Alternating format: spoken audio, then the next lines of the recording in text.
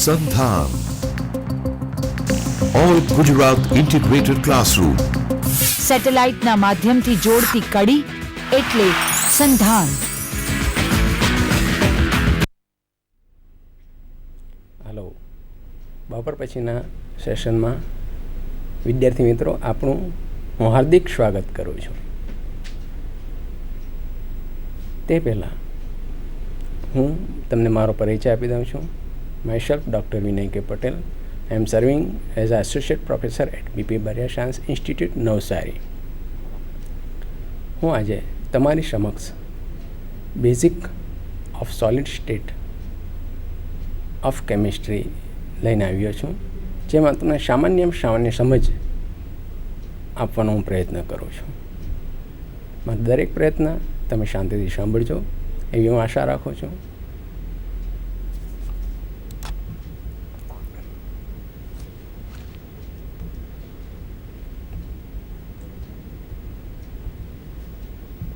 Basics of solid state chemistry.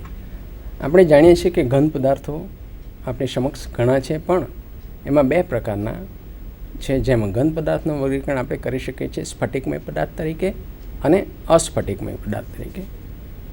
ધોરણ 11-12થી શરૂ કરીને જ્યારે આપણે ઇનઓર્ગેનિક ક્વોલિટેટિવ એનાલિસિસ કરીએ છીએ ત્યારે સામાન્ય રીતે પ્રાથમિક કસોટીમાં સ્ફટિકમય પદાર્થ અને અસ્ફટિકમય પદાર્થ એવા બે પ્રકારની ટેસ્ટ આવે છે, ઓબ્ઝર્વેશન આવે છે, અને તેના પરથી આપણે ઇન્ફરન્સ લઈ શકીએ છીએ. અને એના દ્વારા આપણે કહી શકીએ છીએ કે સ્ફટિકમય પદાર્થ જનરલી પાણીમાં દ્રાવ્ય હોય છે, અસ્ફટિકમય પદાર્થ મુખ્યત્વે પાણીમાં અદ્રાવ્ય હોય છે, છતાં પણ અપવાદ હોઈ શકે છે. સ્ફટિકમય પદાર્થ તેમના ઘટકો ત્રિપ્રમાણીય નિયમિત ભૌમિતિક રચનામાં ગોઠવાયેલા હોય છે, જેની ગોઠવણી આંતકણ અંતરની સરખામણીમાં લાંબા અંતર સુધી વિસ્તરેલી હોય છે. આમ ઘન સ્ફટિકમય પદાર્થ લાંબો વિસ્તાર ક્રમ ધરાવે છે. તેના કારણે તેઓ સુનિશ્ચિત આકાર ધરાવે છે. અસ્ફટિકમય પદાર્થનું પ્રથમ કે તેઓ સુનિશ્ચિત આકાર ધરાવતા નથી, કારણ તેમના ઘટકોની ગોઠવણી અનિયમિત હોય છે. છતાં તેઓ ઘન પદાર્થોના ગુણધર્મ ધરાવે છે, જેવા કે અદબનીયતા, સખ્તાઈ વગેરે. તેમના ઘટકોની અનિયમિત ગોઠવણી પ્રવાહી પદાર્થોમાં ઘટકોની આવેલી અનિયમિત ગોઠવણીને મળતી આવે છે. આમ આપણે સ્ફટિકમય અને અસ્ફટિકમય ઘન પદાર્થની અવસ્થાનો તફાવત મુખ્યત્વે ભૌમિતિક આકાર, ગલનબિંદુ જેવા પેરામીટરો વડે ઓળખી શકીએ છીએ. ફર્સ્ટ, ભૌમિતિક આકાર. તેઓ સુનિશ્ચિત અને કણિક ગોઠવણીને લીધે પ્રત્યેક સ્ફટિકમય ઘનના સ્ફટિકો સુનિશ્ચિત ભૌમિતિક આકાર ધરાવે છે. સામાન્ય રીતે NaClના ઘટક સ્ફટિકો સમઘન આકાર ધરાવતા હોય છે. કેલ્શિયમ કાર્બોનેટના સ્ફટિકો સમાંતર ષટફલકીય આકાર ધરાવે છે. આ જ પ્રમાણે કોપર ધાતુના સ્ફટિકો અષ્ટફલકીય આકાર ધરાવે છે.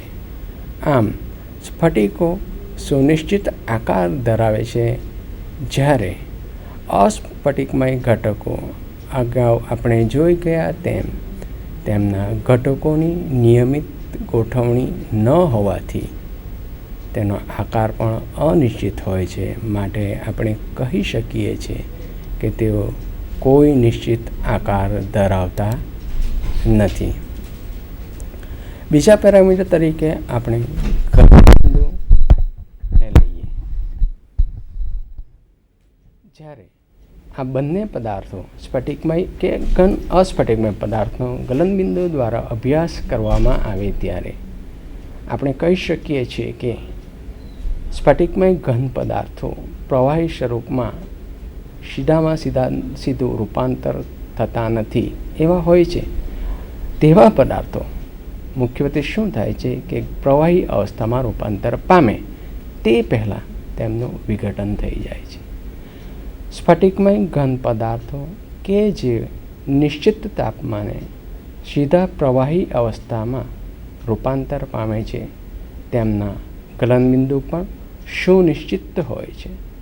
આથી આપણે એક કહી શકીએ છીએ કે સ્ફટિકમય પદાર્થો સુનિશ્ચિત ગલનબિંદુ ધરાવે છે અને એની વિરુદ્ધ અસ્ફટિકમય પદાર્થો પણ ચોક્કસ ગલનબિંદુ ધરાવે તો છે જ. એ ઉપરાંત આપણે થર્ડ પેરામીટર તરીકે વિદલન સમતલોનો અભ્યાસ કરતા દરેક સ્ફટિકમય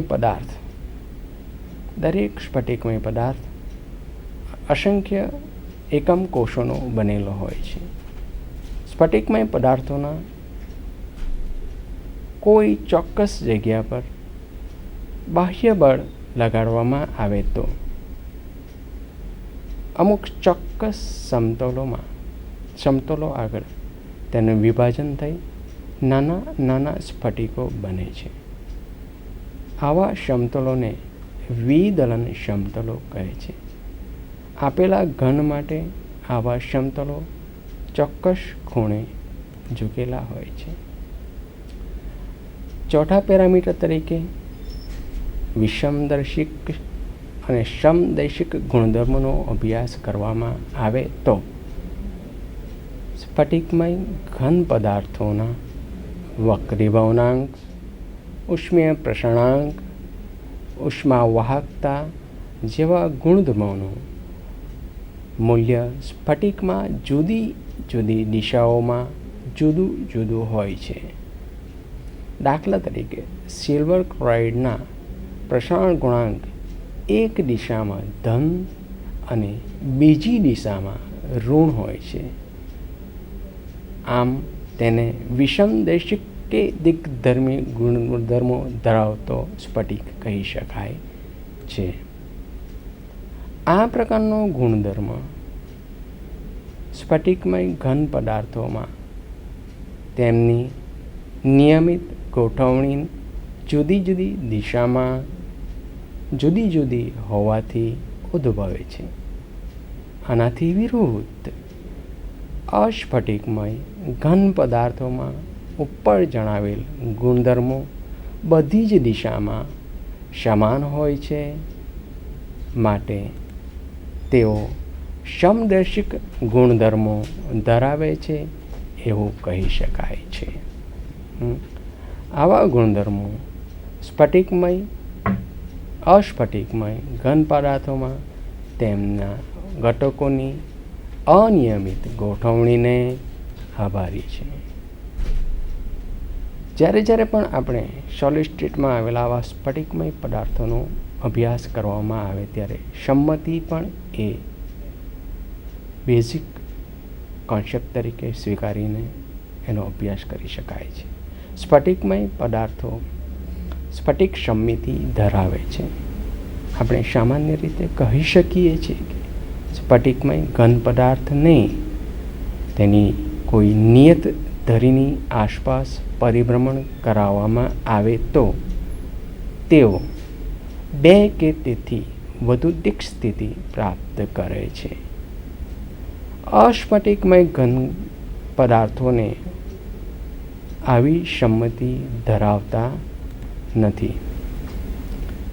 માટે સ્ફટિકશાસ્ત્રનો જ્યારે અભ્યાસ કરવામાં આવે છે ત્યારે સ્ટેનોનો નિયમને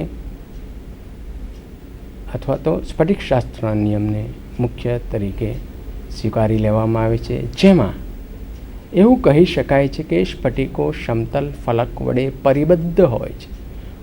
કોઈ પણ સ્ફટિકને સમતલ વડે પરિબદ્ધ કરેલો ગણવામાં આવે છે. સ્ફટિકમાં રહેલા ગમે તે 2 સમતલ ફલક વચ્ચેના કોણને આંતરાફલક કોણ કહેવામાં આવે છે. સ્ટેનોના નિયમની અંદર આંતરાફલક કોણનું ખૂબ જ મહત્ત્વ છે. આંતરાફલક કોણ એ જ સ્ફટિકોના સ્ટેનોના નિયમમાં ઇમ્પોર્ટન્સ છે. આંતરાફલક કોણ સ્ફટિકની સર્જનની પરિસ્થિતિ કે કદ સાથે ધરાવતો નથી. એટલે આપણે કહી શકીએ છીએ કે જ્યારે કોઈક સ્ફટિક આપણે બનાવવાના હોય તો તે સમયની પરિસ્થિતિ અને બની ગયા પછી એના કદ સાથે કોઈ પણ પ્રકારનો આંતરાફલક કોણનો સંબંધ નથી. ધારો કે આપણે જાણીએ છીએ, સર્વત્ર રીતે જાણીએ છીએ કે સોડિયમ ક્લોરાઇડ અગારિયાઓ કુદરતી બાષ્પીભવનની પ્રક્રિયા વડે ઉત્પન્ન કરે છે. આખા દુનિયાની અંદર સોડિયમ ક્લોરાઇડ દરિયાની નજીક બને છે. આ જ સોડિયમ ક્લોરાઇડને આપણે લેબમાં બનાવવામાં આવે તો દરિયાના કિનારે બનેલો સોડિયમ ક્લોરાઇડ અને લેબમાં બનેલો સોડિયમ ક્લોરાઇડ વચ્ચેનો અભ્યાસ કરવામાં આવે તો ભલે એમના કદ જુદા જુદા હશે, પણ આંતરાફલક કોણ હંમેશા બંને NaCl એટલે કે દરિયા કિનારે બનેલો અને લેબમાં બનેલો NaClને આંતરાફલક કોણ હંમેશા નિશ્ચિત જોવા મળે છે. આમ એવું કહી શકીએ છીએ કે સ્ફટિકનો બાહ્ય આકાર જુદો હોય છતાં પણ તેના આંતરાફલક કોણ સમાન હોય છે. અહીં આપણે સ્લાઇડની અંદર આંતરાફલક કોણનું નિદર્શન કરવામાં આવેલ છે. સ્ફટિકમાંનો આંતરાફલક કોણનું માપન પરથી જ સ્ફટિકનો અભ્યાસ કરી શકાય છે. આમ સ્ટેનો નામના વૈજ્ઞાનિક કહે છે કે એક જ પદાર્થના સ્ફટિકોના અનુરૂપ બે ફલક વચ્ચેનો કોણ સમાન હોય છે. તેને ફલક કોણનો અચળતાનો નિયમ કહે છે, અથવા તો સ્ટેનોના નિયમથી પણ ઓળખાય છે. આગળ જઈએ તો સ્ફટિકની સમમિતિની પણ અભ્યાસ કરતાં સમમિતિની અચળતાનો નિયમ જોવા મળે છે. તેમાં આપણે 3 સમમિતિ આજના લેક્ચરની અંદર જોઈશું. સમમિતિ તલ. જો સ્ફટિકનું તેના કેન્દ્રમાંથી પસાર થતા એક કાલ્પનિક તલ વડે એકબીજાનું આસી પ્રતિબિંબ હોય તેવા બે સરખા ભાગોમાં વિભાજન થઈ શકતું હોય તો તે સ્ફટિક સમમિતિ તલ ધરાવે એમ કહેવાય છે. સ્લાઇડ પર જોવાઈ રહેલી બે આકૃતિઓ દ્વારા આપણે સમમિતિ તલનો અભ્યાસ કરીએ. પતંગીઓના વચ્ચેથી એક કાલ્પનિક સમમિતિ તલ એટલે કે તલ પસાર કરવામાં આવે તો આ પતંગિયાના આપણને બે ચોક્કસ ભાગ મળશે જે બંને એકબીજાના પ્રતિબિંબ હશે. એ જ પ્રમાણે અહીં આપણે જોઈએ છે H2O અણુને આપણે બે ફલકમાં આપણે એને સમમિતિ તલ દર્શાવી શકીએ છીએ કે જેમાં O વચ્ચેથી એક તલ પસાર કરવામાં આવે તો એની એક સાઈડે H અને એનું બીજું પ્રતિબિંબ જોવા મળે છે. અને જો આડું તલ લેવામાં આવે તો પણ આપણને બંનેનું પ્રતિબિંબ જોવા મળે છે જે એકબીજાના પૂરક હોય છે.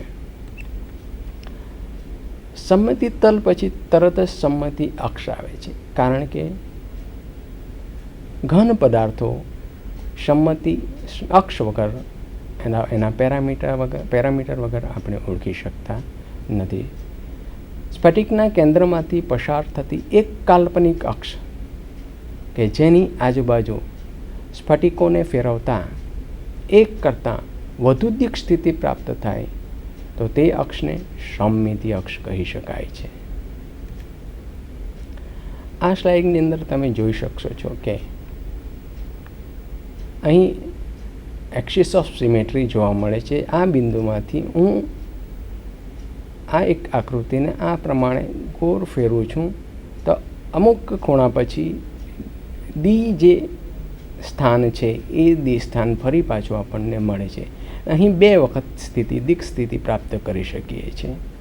જે ટુ ફૂલ એક્સિસની અંદર પણ જ્યારે એક્સ, વાય અને ઝેડ એ પ્રમાણે 3 અક્ષ લઈને આપણે એક એક્સિસ ઓફ સિમેટ્રી નક્કી કરવામાં આવે તો પણ આપણને એ પ્રમાણે જોવા મળે છે.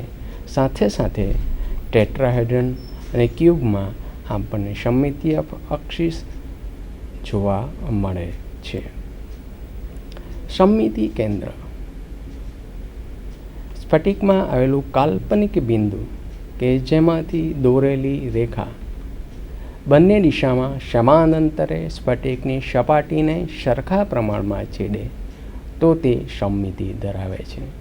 વિદ્યાર્થી મિત્રો, તમે ફરવા ગયા જ હશો, ત્યાં તમે જર્મિંગ બોલનો રમત રમી હશે. આ જર્મિંગ બોલમાં પણ એ જ પ્રકારે છે કે જર્મિંગ બોલને તમે અંદર દાખલ થાવ છો તો જર્મિંગ બોલની અંદર તમે સેન્ટરમાં ઊભા છો. જર્મિંગ બોલથી એ તમારું સેન્ટર છે, ત્યાંથી જર્મિંગ બોલની આઉટર સપાટી દરેક અંતરે સરખી જોવા મળે છે. એ જ પ્રમાણે અહીંયા પણ તમે જોઈ શકશો છો. મિથેનમાં પણ જો કાર્બનને આપણે સેન્ટર લઈએ તો કાર્બનથી દરેક હાઇડ્રોજન ઉપર જતાં આપણને સમમિતિ કેન્દ્ર જોવા મળશે. એટલે કે બધી રેખા દરેક દિશામાં સ્ફટિકની સપાટીને સરખા પ્રમાણમાં છેદે છે, જેને આપણે સમમિતિ કેન્દ્ર તરીકે ઓળખીશું. સ્ફટિક લેટિસ એક્સ-રે દ્વારા સ્ફટિકની આંતરિક સંરચનાના સ્ફટિક કણોને સુનિશ્ચિત સ્થાનોએ ગોઠવાયેલા છે એમ જાણી શકાયું છે. આથી સ્ફટિકમાં આવેલા આ ઘટક કણોને આપણે આપણી કાલ્પનિક